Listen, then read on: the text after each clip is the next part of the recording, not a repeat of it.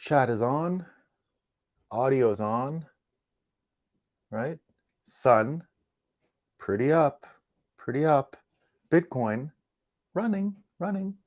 All that's left to do is talk about what's new after we have a sip of brew. Let's end 2022 on the highest note possible, guys. Let's end 2022 on the highest note possible. Hopefully we'll end it on a higher note than our GreTATE story on Earth, Greta and Andrew Tate, part two. We started yesterday, and the story did not finish, right? The story did not finish. Andrew Tate ends up getting arrested yesterday, right? And now we don't have an opinion. We're not huge fans of Andrew Tate on this show. I know personally I've helped, I was never in favor, for example, of him speaking at our Amsterdam conference recently for a number of reasons. There's, you only have so many controversial people you can put on an agenda. Is it worth it, right? I find him a little derivative. As I've said many times on this show, the thing that he innovated and the thing I do have absolute respect for him for is his tactic that he used since September, when they did cancel him, ubiquitously canceled around the world, and his strategy of actually getting attention I thought was really interesting and surprised me how innovative he was. And so I'll absolutely give him credit for staying in the center of attention, being on top of every subject, being in the middle of the mix, let's say, which is his business, right? And of course, his business is getting attention, and Greta's business is getting attention, and that's why yesterday I mentioned they're very similar, right? Very similar situation. So having them argue was really funny, and seeing the arguments today are even funnier. Look what happened, right? So here's someone talking about Andrew Tate today on Twitter, saying, on reflection, I bless the rains down in Castamere is the name of this Twitter user, saying, on reflection, I have to hand it to Musk here. It turns out letting Andrew Tate back on Twitter actually did combat human trafficking. So no comment on Andrew Tate, but that's a pretty good one, right? Someone also went into Andrew Tate's Wikipedia page yesterday. And of course, Andrew Tate is a kickboxer. So like any athlete, especially a combat sport athlete, their record of bouts are usually on their Wikipedia page, wins and losses. And when Greta gave the small dick energy comeback yesterday, some people saying she won, other people saying Andrew Tate had another comeback and maybe he won, and we'll see. But someone actually put the bout with Greta as if it was a kickboxing match, and they gave him a loss. So December 27th. His last fight, other than that, was December 16th, 2020 in Romania. And he won that fight, but here his first loss in his first bout in just over 2 years to Greta Thunberg. So Andrew Tate, didn't win. But here's the interesting part of the story, and the reason why I'm mentioning it today. Greta responded to him today with a joke, and I'll repeat, it was pretty good. She's got some good ones, right? We recognized that yesterday. She had the comebacks to Trump a couple years ago, and yesterday after Andrew Tate got arrested. So yeah, maybe I should start over. Andrew Tate got arrested yesterday. If people didn't know, I don't think I mentioned that. For human trafficking in Romania. Now, everyone running around today saying it's because when he gave his reply to Greta, he was eating pizza and smoking a cigar, and the pizza box was used. This is what people all around the internet are saying. The pizza box was used to identify which country he was in, which allowed him to be arrested, right? So the pizza box was the smoking gun as far as location, which allowed authorities to act because they saw this brand, knowing that it was only Romanian. Turns out, and then Greta even said, let that be a lesson, something along these lines. Let it be a lesson to always recycle your pizza boxes. That's pretty good. Come on, we like to talk a lot about Greta here and on this show, and we talk a lot about how she's happy or maybe not happy, and we're not sure, and Europe's not sure. They did a lot to make her happy, but she says she's not still happy, and they're wondering and what's going on.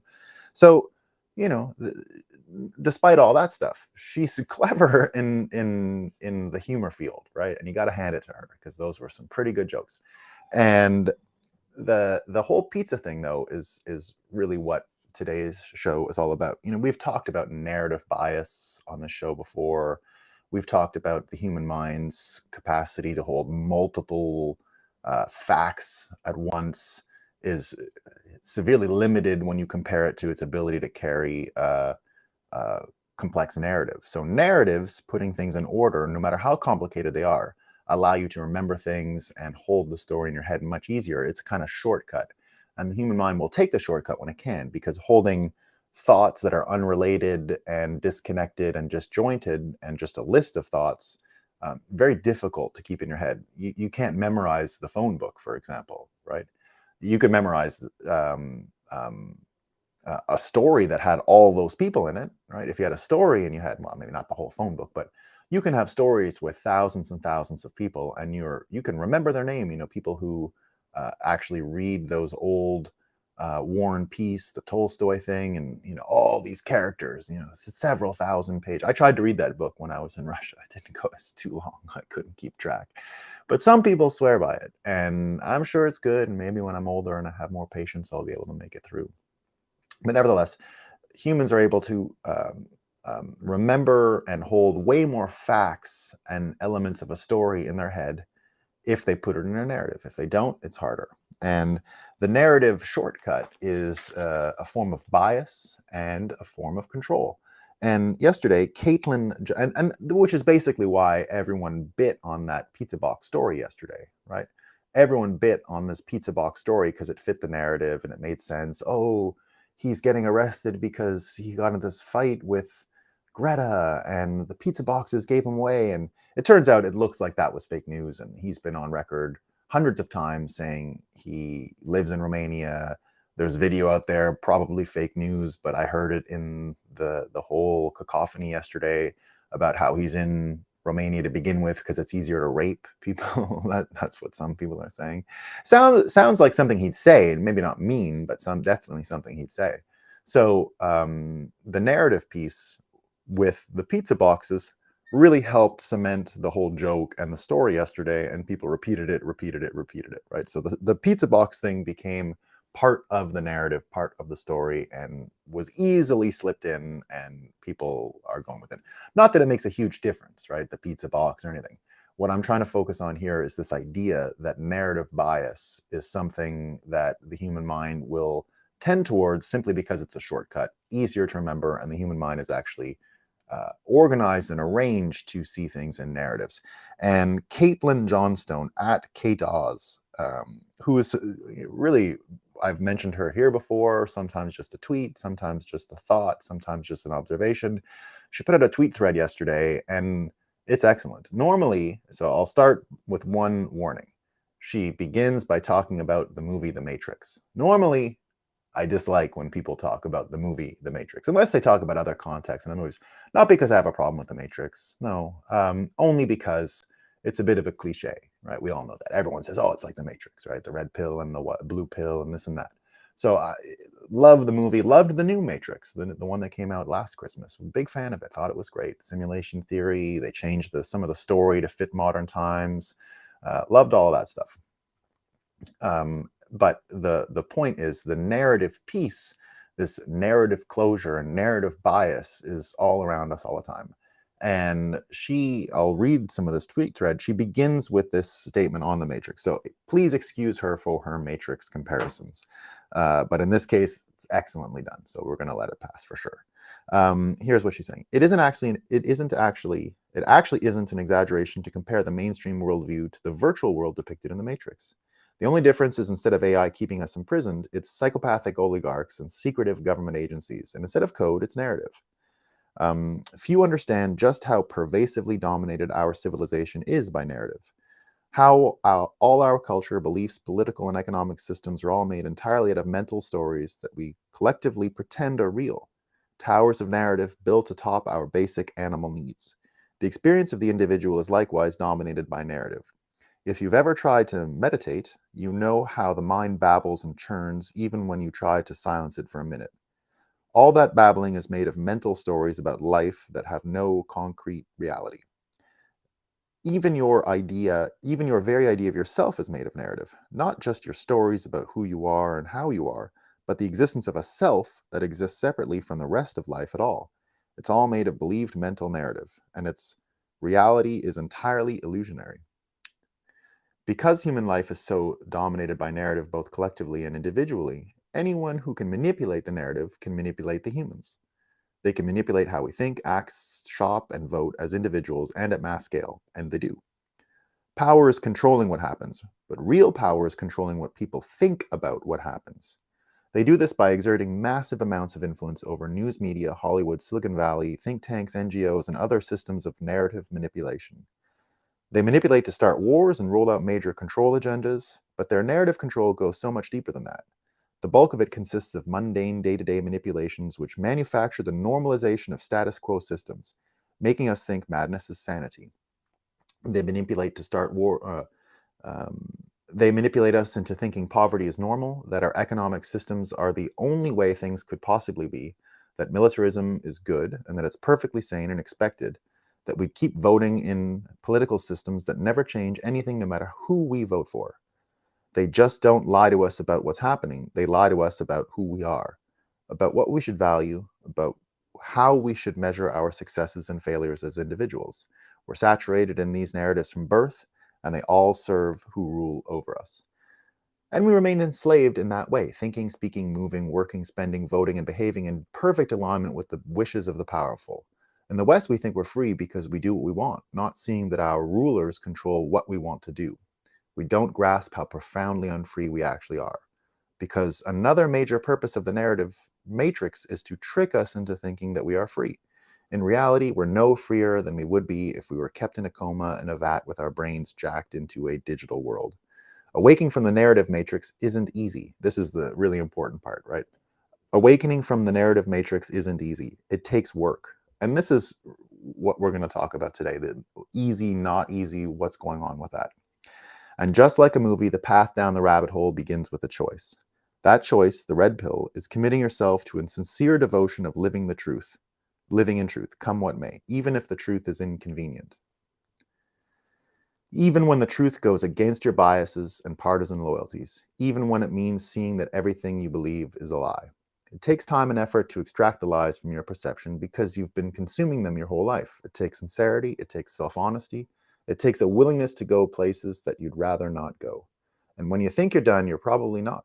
Extracting yourself from the narrative matrix is a rabbit hole that keeps going and going. You clear one pile of lies only to find another. You get clear on your delusions about the outer world and discover a whole dimension of delusions about your inner world. It goes on and on. But the clearer things get, the faster and more fun it becomes. The clearer you are on the false narratives about the world, the more effective you are at helping others see them. The clearer you are on the false narratives about yourself, the happier and more effective you get. And then you're ready to fight. You're awake from the narrative matrix to help dismantle it and to help wake others. And when you think about what she's saying and about the narrative and how effective it is, just stop for a second and let's go over 2022 and what it meant for the narrative, what it meant for Bitcoin's narrative, what it meant for the fiat world's narrative, and how much actually has changed, right? So right away, we can think of the first, we're going to focus on just a few stories today that really stood out in 2022, but shows just how much things have changed. So probably the top story of 2022 is the Ukraine-Russia war. And from the start, Bitcoiners had a really interesting perspective on this because what Bitcoiners said was someday countries' reserves, countries' wealth won't be safe, that having a reserve currency and behaving in a certain way will be a problem. So when we saw at the start of this war that the US government, along with its different apparatus around the world, seized the Russian reserves, seized their gold, seized their US dollars, and said, whatever you kept as a sovereign nation in this system is no good anymore because we don't like you. Right? This has never happened before. And what it ended up doing to everyone's sense of sovereignty had huge ramifications, right? We saw what happened with India as a result. India immediately said, well, does this really suit our purposes, right? We need to buy energy. We have a whole huge population, and the Russians now can't sell it for dollars. So what should we do, right? So of course, India said, we'll buy with rupee, we'll buy with rubles or whatever, but we'll get out of the US dollar and we're not going to follow them, right? So that was a huge thing that happened.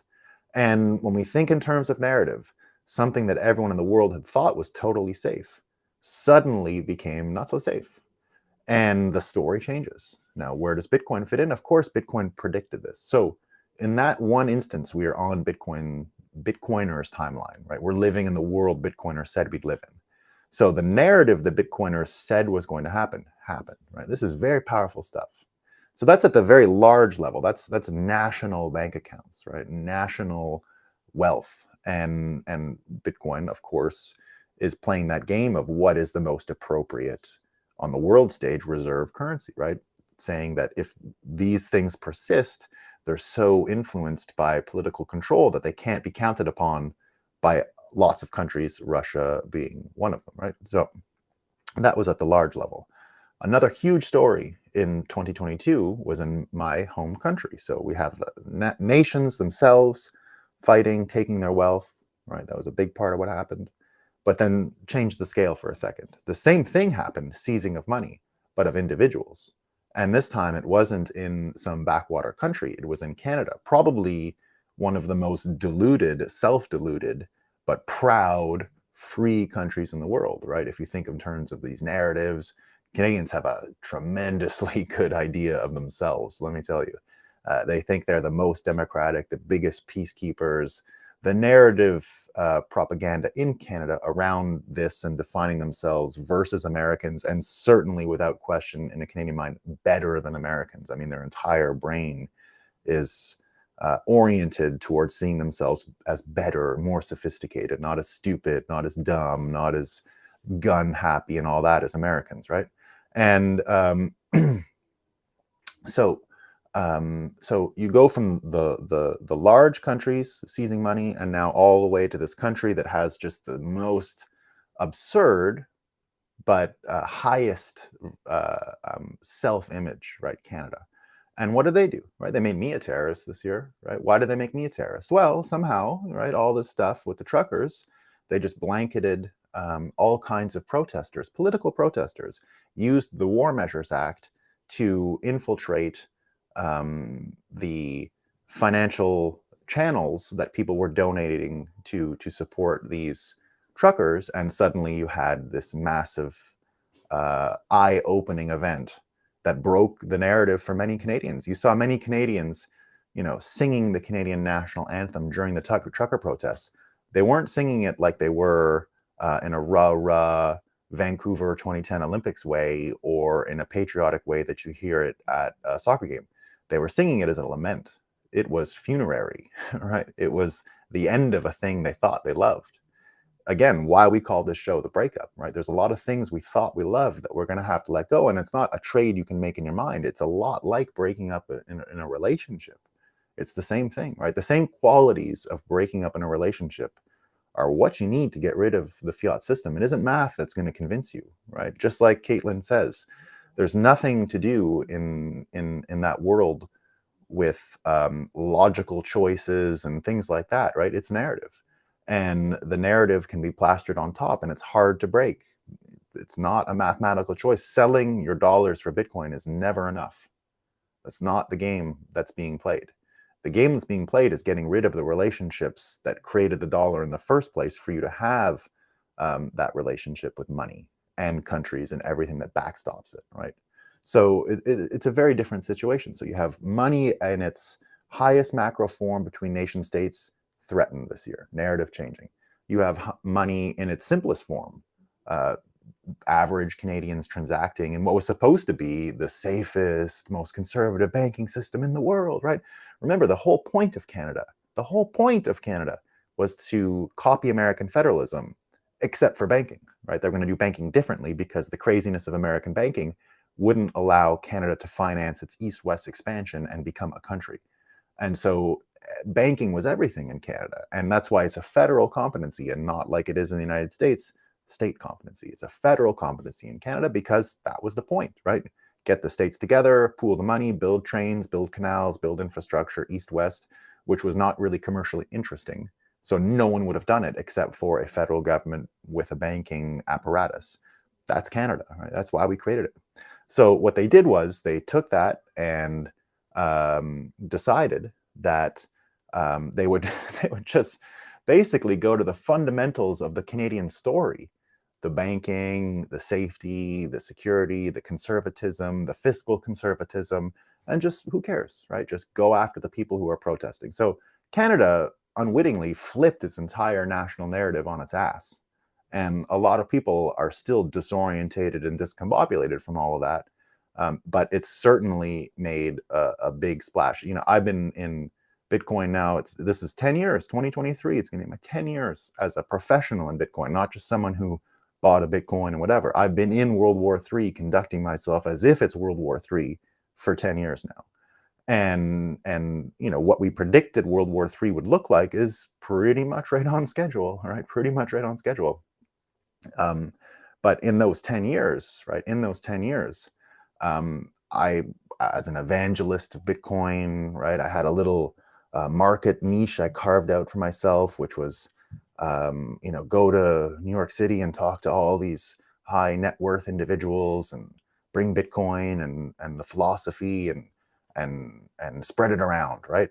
Well, all of my career amounts to a fraction of the conversions Justin Trudeau managed in Canada this year with his actions, right? He is the person of the year in Bitcoin, as far as I can tell. I don't know of anyone who could have keyed people into Bitcoin more than he did this year. I mean, what we see in Russia is one thing, and Ukraine and all that, but Canada is a totally different beast. Canadians are some of the most ignorant people about what's going on in the world because things are so peaceful and easy within their own country.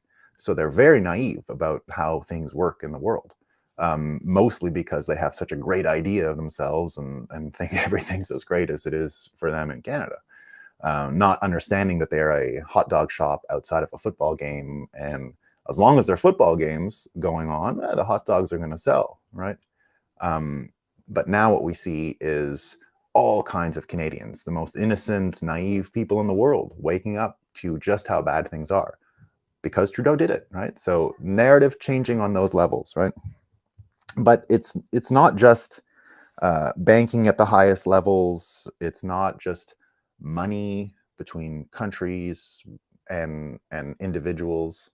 All of that also fit into the energy literacy argument. Of course, everything that went on in Russia and Europe ends up capping off years of predictions that Europe would be in big, big trouble if they listened to pie in the sky economic energy forecasts and believed they can actually integrate wind and solar and have a stable grid. We saw this year that the Russians had been polluting information around energy literacy in Europe for years. My old alma mater in France, the Sciences Po, one of the professors from the Paris Sciences Po did a great in-depth study about how all the anti-nuclear research in Germany and France had been supported by Putin secretly or in whatever way he could have in order to make them uncertain about building a nuclear. So they would have to take Russian oil and natural gas in order to have stable grids.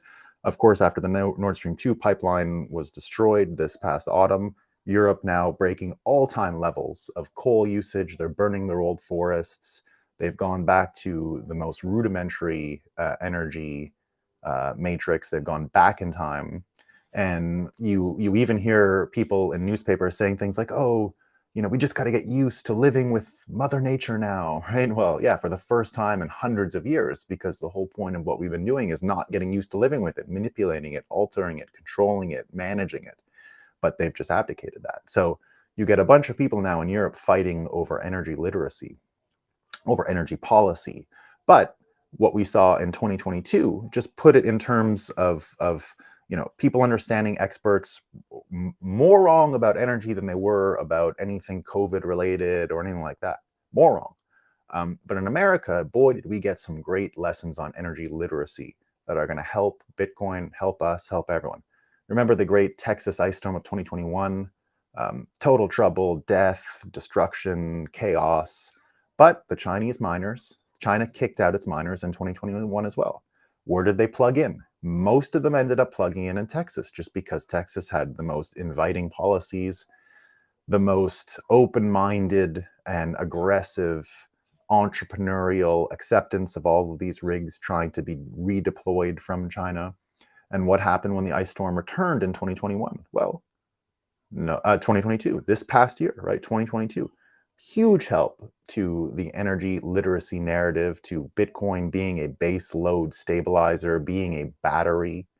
All of that stuff got real weight. It wasn't just theoretical now, because what we saw last year, 2022, January, with Texas and the Bitcoin miners, is something that replayed itself several times. The Bitcoin miners, when they see demand, shut down. Now, because the Bitcoin miners are involved in the first place, you allow the entire grid to be run at a higher capacity, right? Because you can absorb all of this energy and you don't have to waste it. So the whole engine can run hotter. And when you need it, it's possible to redirect that power. Now, you don't need people's good nature and goodwill in order to do this when they're Bitcoin miners, because when the prices skyrocket, because the grid is under stress, they simply won't mine. It's not profitable, right? So I was in Texas in June. It was 104 degrees before the humidity. For you guys in Celsius, that's 44, something like that, 43, 44 degrees Celsius before the humidity. There was also tons of humidity, right?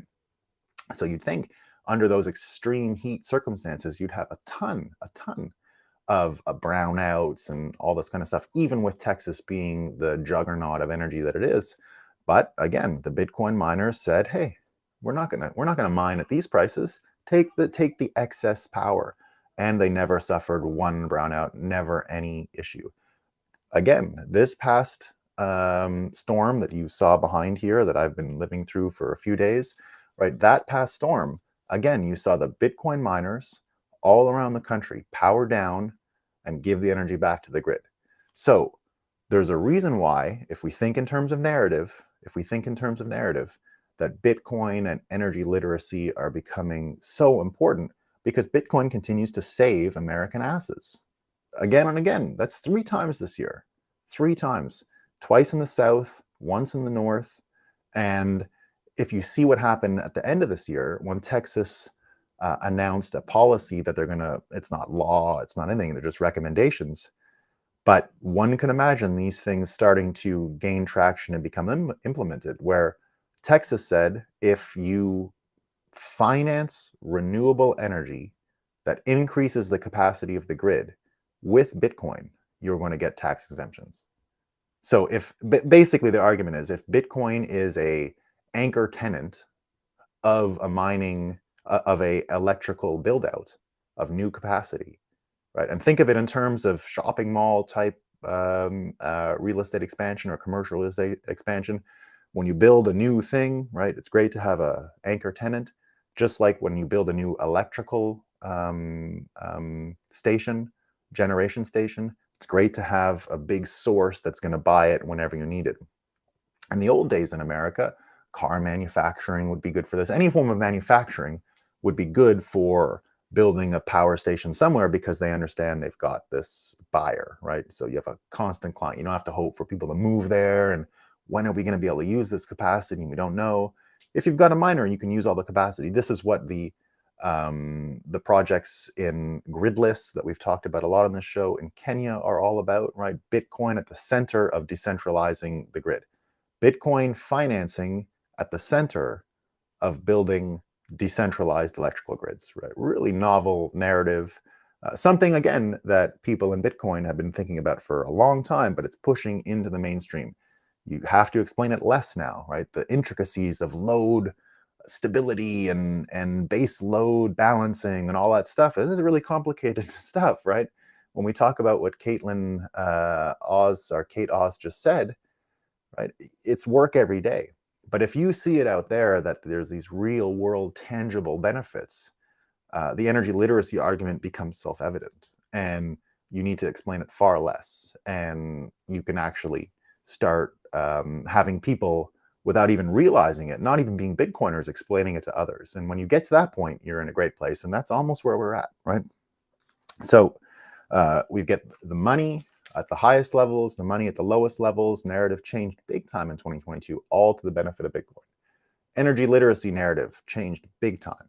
Suffering in Europe. The experts don't know what they're doing, right?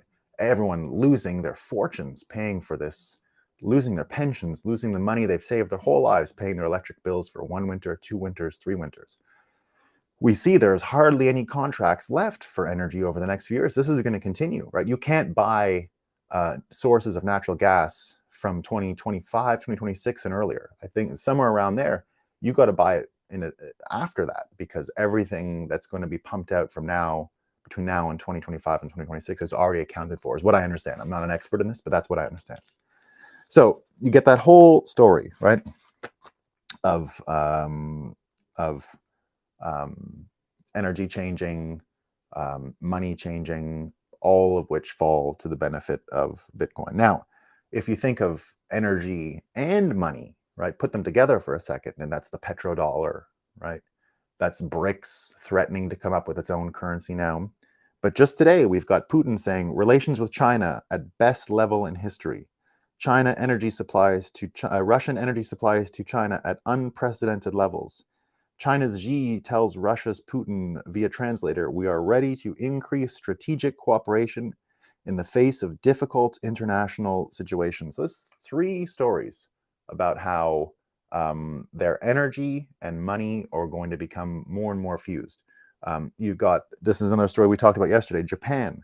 Japan set to import first crude shipment from Russia since May, paying in rubles, right? So it's another country. We've got Japan, who should be one of the largest, and I think is one of the largest US debt holders in the world, right? They hold a lot of treasury bills. They wrote the book on manipulating the US dollar. They wrote the book, right? Chinese learned after, everyone else learned after from Japan on what to do. And now they're already playing a different game, right? South Korea today. South Korea is the latest victim of the global energy crisis. The nation's utility plans to increase power rates by a record amount next quarter. That's in order to reflect soaring gas, oil, and coal prices. The move adds to inflationary pressure. And remember, South Korea already begging the Federal Reserve, begging, stop raising interest rates. We can't keep up with you, right? That means they have to buy more US debt, try and drag it down, but it ain't working. The currency manipulation ain't working like it used to. Not responsive. Interest rates are too high. People leaving other countries with their fortunes and putting it into America because the yield is higher, right? So America doing the dollar milkshake thing, ripping other policies apart. And we're setting up a confrontation now between fiscal policy and monetary policy. We'll see who wins, right? But that's the politicians against the policymakers. Normal people aren't going to win, right? They're just trying to assume who is subordinate to the other.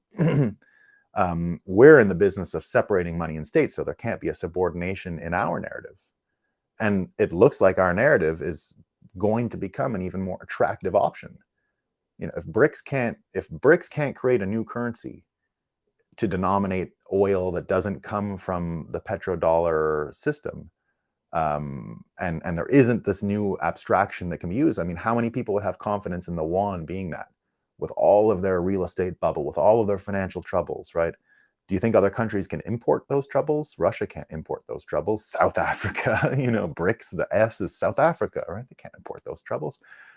Brazil, no, they got all their own troubles too, right? So none of these countries seem poised anyway to create. Now it could happen. They could, you know, the euro is garbage and it still lasts. So I'm not saying they can't come up with something and try to make it live for a little while.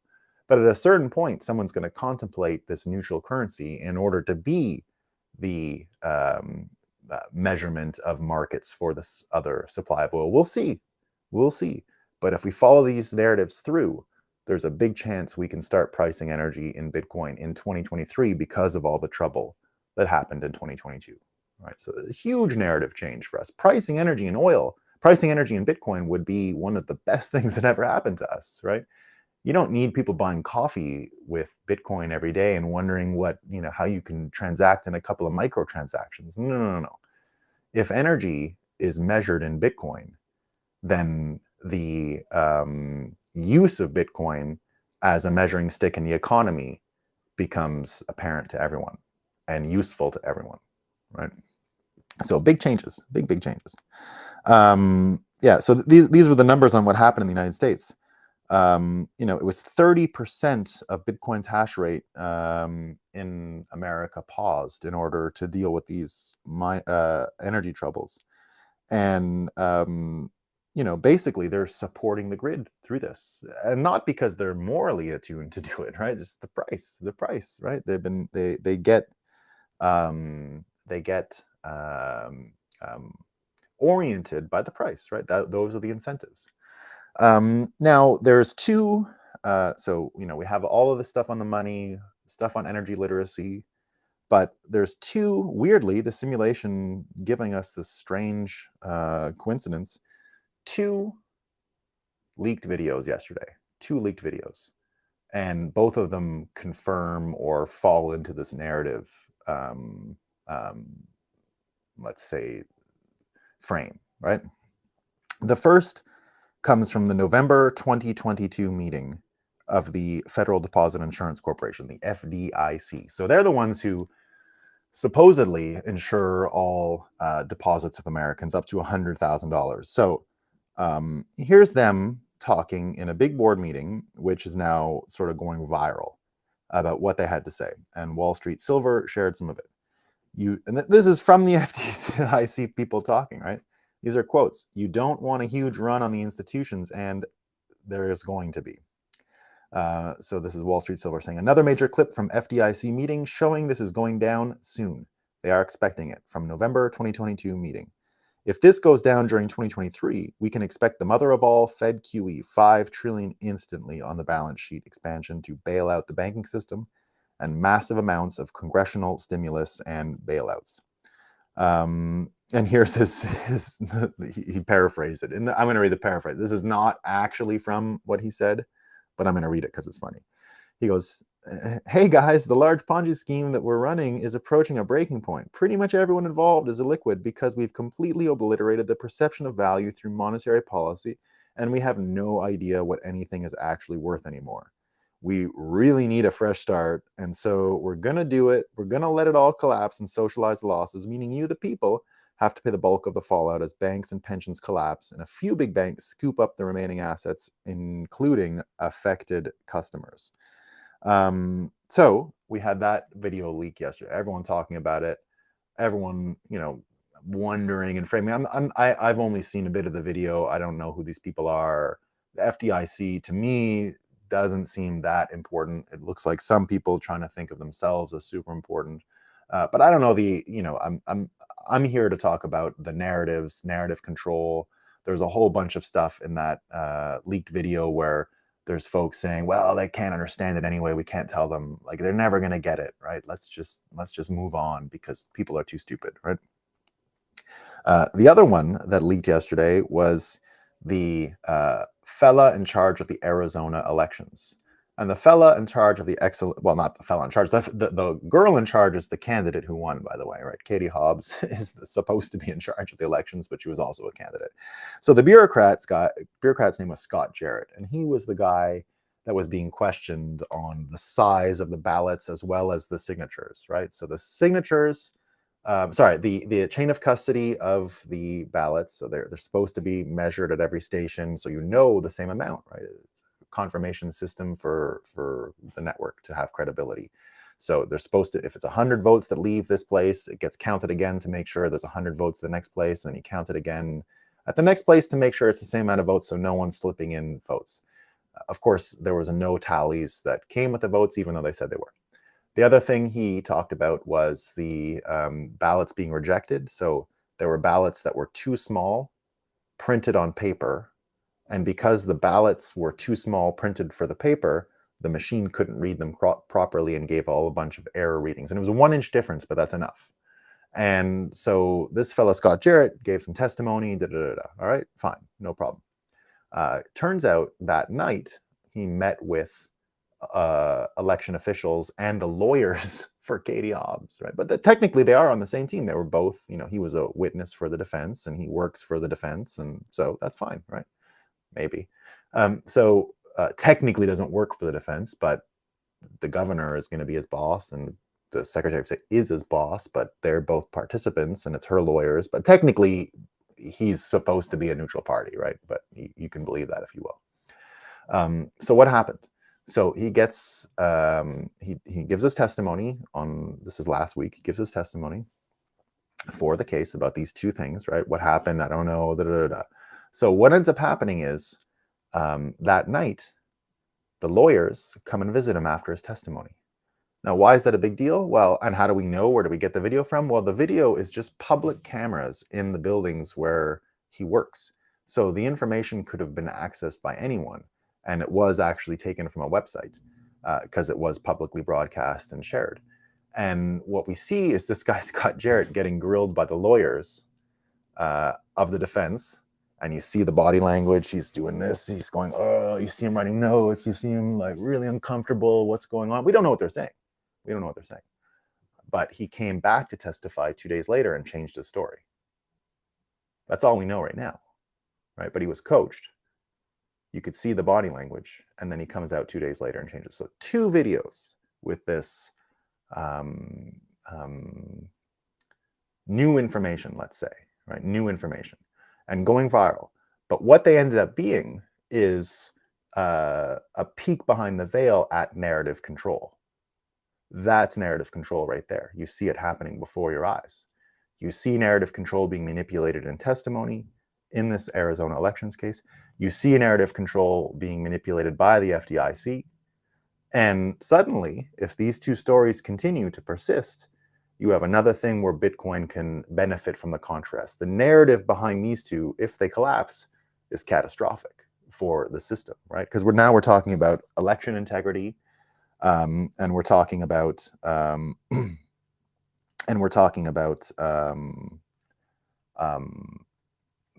bank security and the amount of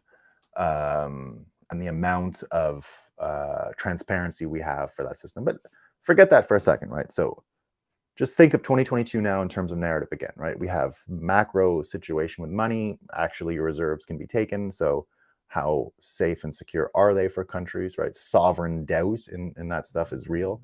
Personal money being taken, given the Canadian trucker situation.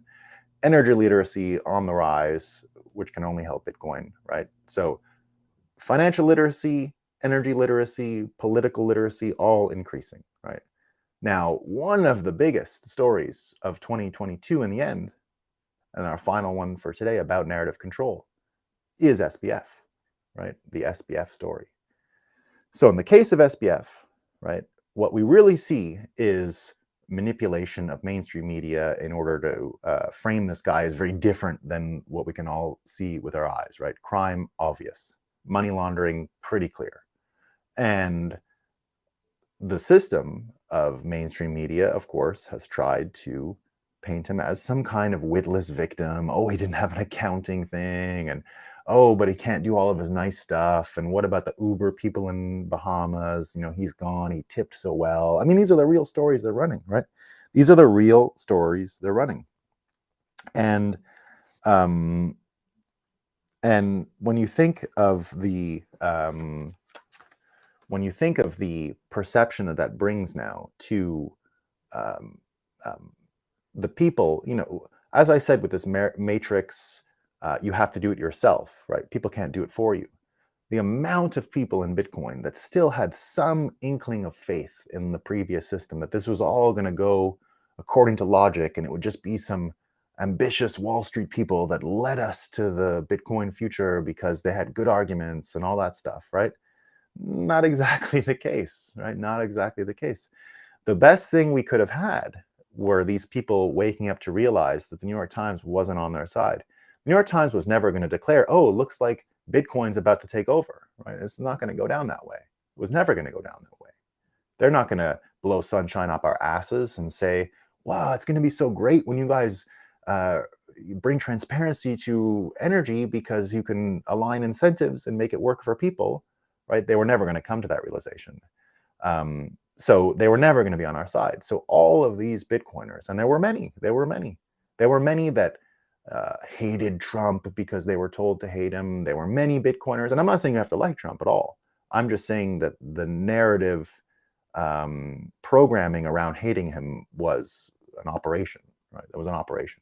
You can like or dislike Trump. That's fine. I can understand why you wouldn't like him, but the hatred, the obsession, the continued focus on Trump, even though we've got the Hunter Biden laptop and tons of crimes listed in it. I mean, tons of crimes, right? We talked yesterday, there's 400 and something crimes they found in the laptop, many of which involve Joe Biden. I'm not arguing Joe Biden is guilty of anything. I can imagine his defenses, right?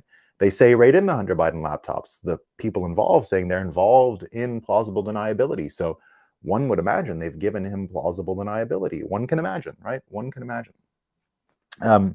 But now you've got, now put that, keep the SBF story in your head, right? The lying, the narrative control, and now move over to Epstein for a second, right? Yesterday, victims of Epstein sued and are beginning a suit on JP Morgan for hiding the stuff he'd done. Prosecutors say JP Morgan Chase knowingly facilitated, sustained and concealed Jeffrey Epstein's human trafficking operation and financially benefited from it. So we're going to get in 2023, thanks to everything that happened in 2022, it looks like Bitcoiners are in store, or get to look forward to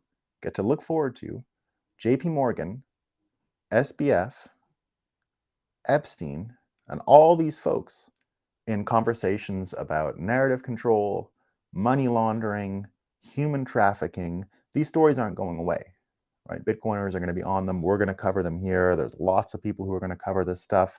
So finally, we've got a real capacity not to promote Bitcoin here, oh, a store of wealth, or, oh, Bitcoin, tech, distributed, decentralized, right? All of this stuff is a little abstract for some people, right? It's not exactly the pill you take in the Matrix. They all add to it. But what we're going to get to do this year is really offer a full narrative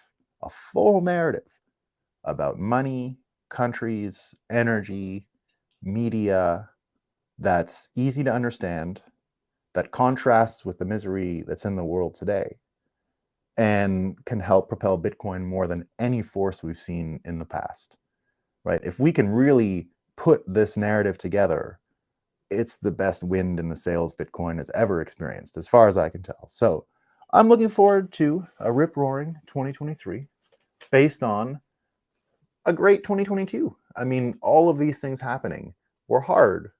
2022 was a hard year, no doubt about it. I think the hardest I've ever experienced in this industry. And it's, like I said, 10 years of this. And I never saw anything like this year. The attacks, the capitulation, right? The fighting. Every day was a new, terrible headwind story, right? But look what we've achieved. We've broken several sacred cow narratives. And I don't think we're going to stop. I think 2023,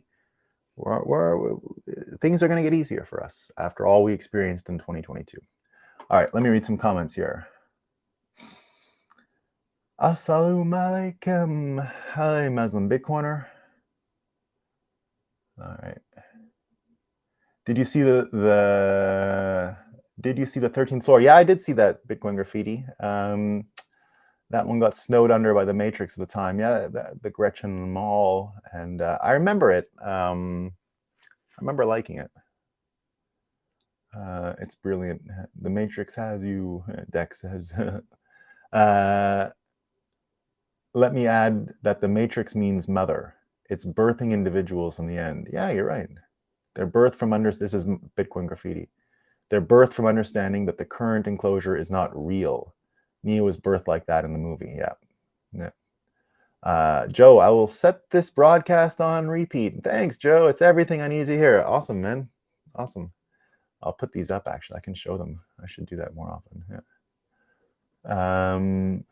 Hey, Daniel, we like it. Yeah. Best Bitcoin podcast in 2020. I love it, man. I love it. The Catacomb says, good morning, Bitcoiners.